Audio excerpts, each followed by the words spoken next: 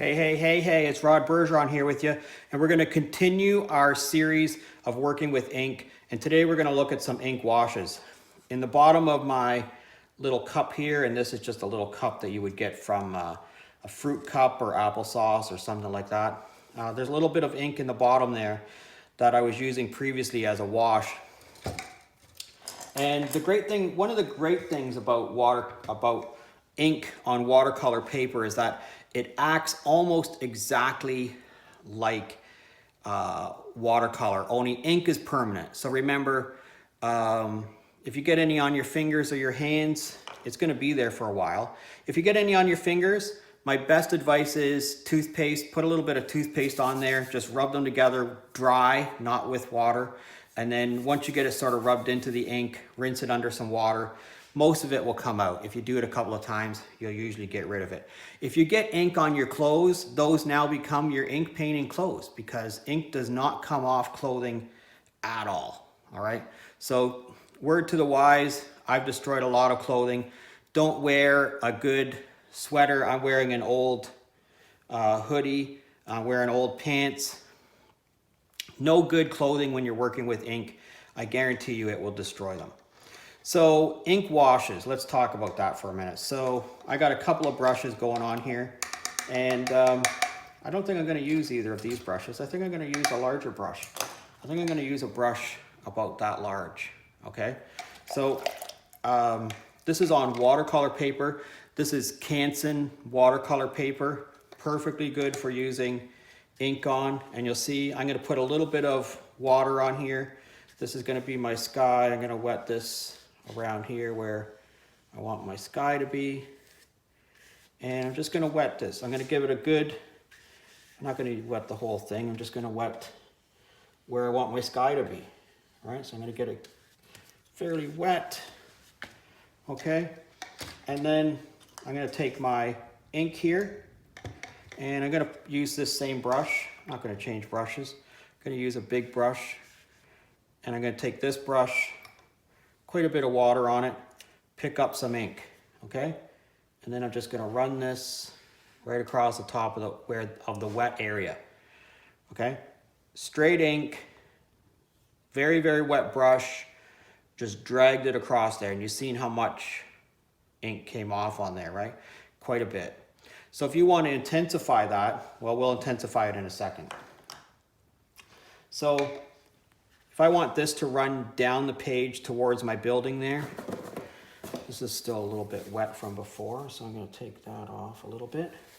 If I want this to come down here, and you can see it's already the ink has already started to migrate down this way.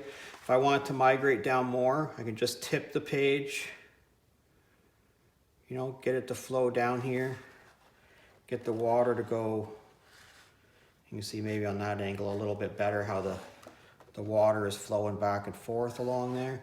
Get the ink to come down here. I can use my finger to wet the page wherever it is I want it to be wet. And wherever it's wet, it will allow the ink to flow down to. Okay? So you see we're getting it to flow down. That's kind of a, you know, a misty kind of a sky. And if I want that to be more intense, I take my brush, which still has ink on it, and I can just touch it along there again, along that same line. And you see, I'm not dragging it across, I'm tapping it. This is one of the things I really want my students to get a handle on, is how it is I'm applying paint or ink. I'm not just dragging it across there now, I'm trying to get more of it on there. So I'm tapping it to try to get it off onto there, okay? So what happens now when we tip it up?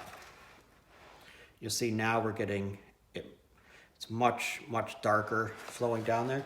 And we just flip our page around, get more water into the ink and get more of it to run down. Okay, and then you can kind of take your finger, steer the, you know, make it wet in the areas that you want it to be wet in, and then allow that to come all the way down. Remember, the great thing about watercolor paper is that the color will only go into the spot that you wet. Okay, so that's a little bit of wash in there. So now I'm going to take this brush and I'm going to wet this area across here that I've already, you've seen me put ink on it in the previous video, but now I'm just going to wet this. I'm going to wet this right over top of that wash that was already there. I'm going to get my brush a little bit wet again, pick up some more ink. This time I'm going to put the ink across here. See, I'm making it significantly darker, okay? Now I'm going to let it run this way. Trying to get some across the barnyard here. And you'll see it'll keep going, it'll keep going, it'll keep going. Okay. And now you have this wash over top of the previous wash. You see how I left a little bit of white space there? You can see this other wash underneath there. The great thing, and this here is already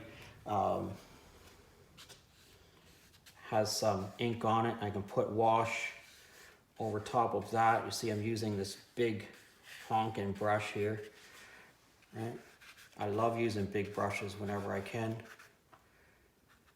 Put a little bit of more texture into that roof there. So the great thing about ink is that you can build up one wash. You can see how that wash is right over top of that previous wash.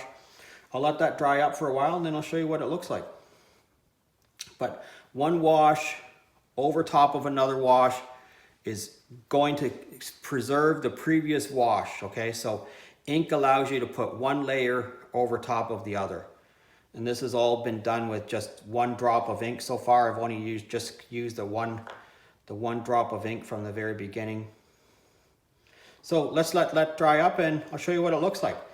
Thanks a lot for watching. If you're currently a subscriber, I thank you very much. And if you're not currently a subscriber, please consider subscribing to my channel. Thanks a lot and have an awesome day.